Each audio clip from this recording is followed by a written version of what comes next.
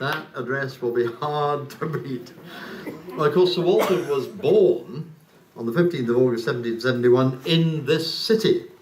He spent his childhood between here and the Scottish borders, and he began his education at the high school here, and of course it was in Edinburgh that he undertook his law classes. It's here too, as Brian reminded us, that his great monument stands to this day, bringing an uplifting and inspiring character to Edinburgh's principal thoroughfare, and I'm sure he would be pleased that not far from where he and Maida sit, his words, in the form of many quotations from his writings, still grace the railway station which bears the name of his first novel. So, ladies and gentlemen, would you please rise again and join me in drinking a toast to the city of Sir Walter Scott's birth, the city of Edinburgh. Thank you very much. And now, I'm delighted to welcome Bailie Elaine Aitken, who represents Fermal Head on the City of Edinburgh Council, to respond to our toast. Elaine is an Edinburgher, born and bred, went to James Gillespie's High School for Girls.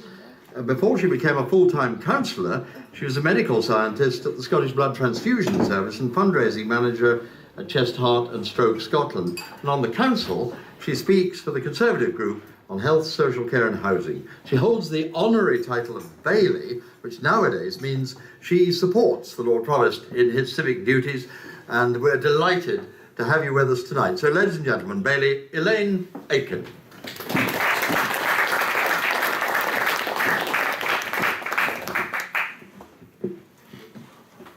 President, Chairman, ladies and gentlemen, the Lord Provost gives his apologies for this evening, but I'm absolutely delighted to be here as a Bailie of the City of Edinburgh and be able to reply to Alistair's toast. I have to say it's very daunting to follow two such talented and eloquent speakers, so I will give you my apologies now. I've been asked to celebrate Edinburgh's literary heritage. Well, what a delightful task. But where to begin and where to stop? Edinburgh's literary heritage is inspiring and immense. Our wonderful capital is a literary city with a rich and very diverse history. It has been the birthplace of and has become the base or inspiration for very many great writers and poets. Robert Ferguson, Robert Louis Stevenson, Sir Arthur Conan Doyle, Kate Atkinson, Ian Rankin, and our own towering Sir Walter Scott, to name just a few. Edinburgh absolutely teems with literary organisations of many kinds, operating locally, nationally and internationally. Edinburgh is the birthplace of the world's biggest book festival, as the Edinburgh International Book Festival, which attracts writers and readers from all over the world. Also based in the city, we have the Scottish Poetry Library, the Scottish Book Trust, the Scottish there was a Freudian slip. Storytelling Centre. Ever the politician. Too many to mention when you also consider our libraries, bookshops, and the literary departments in all of our universities. And we have our literary clubs. This prestigious Edinburgh Sir Walter Scott Club being one of the oldest literary clubs in Edinburgh. And at the community level, I just wonder how many book clubs we have throughout the city.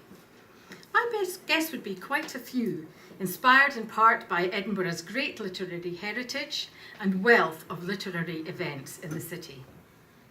You will, I'm sure, remember that in 2004, in recognition of our many literary attributes, Edinburgh became the first ever UNESCO World City of Literature.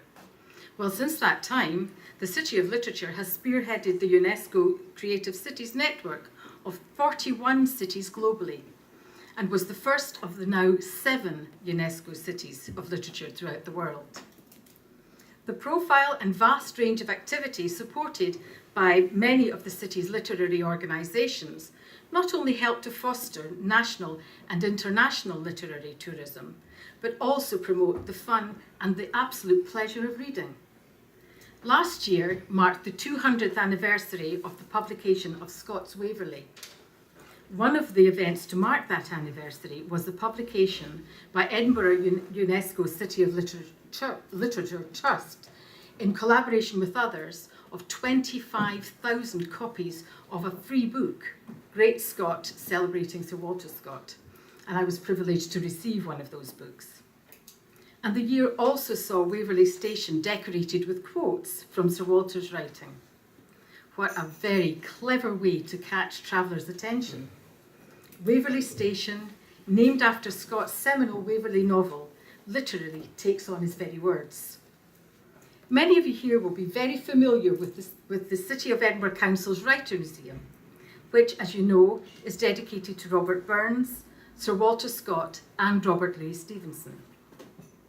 The museum helps keep the legacy of these three great Scottish writers in the public eye, keeping their personal stories alive through telling the stories of their lives and works through original objects, manuscripts and portraits.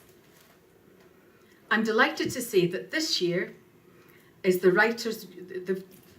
says 2014, but it's 2015, sorry. The Writers' Museum welcomed nearly 49,000 visitors throughout its doors. Its visitors come from all over the globe.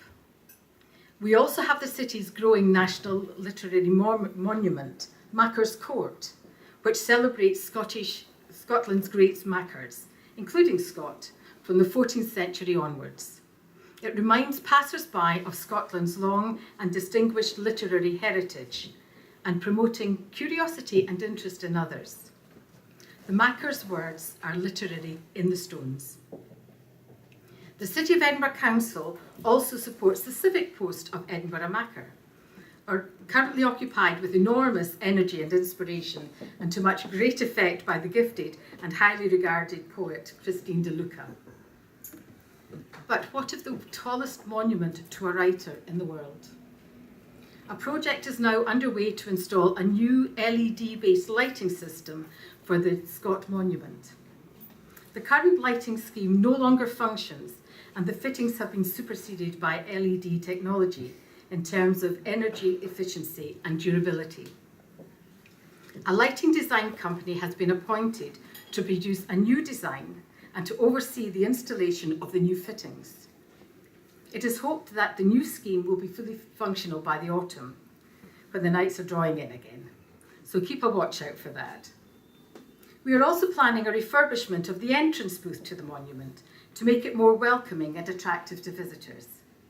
A designer has been appointed and initial design suggestions in process. So the monument to Sir Walter is being well cared for. Two quotes on the Edinburgh City of Literature website seem most appropriate to end my theme tonight of celebrating Edinburgh's literary heritage. First, by Alexander McCall Smith. I am a stage for you to play upon. I am Edinburgh. The other by Ian Rankin. City of the mind, a writer's city. But tonight, I must give the last word to the great wizard of the North himself, the great Sir Walter Scott, using his oft-quoted line, a worthy companion to any modern-day literary treat, mine own romantic town. I'm delighted to be here with you tonight, and thank you so much for inviting me.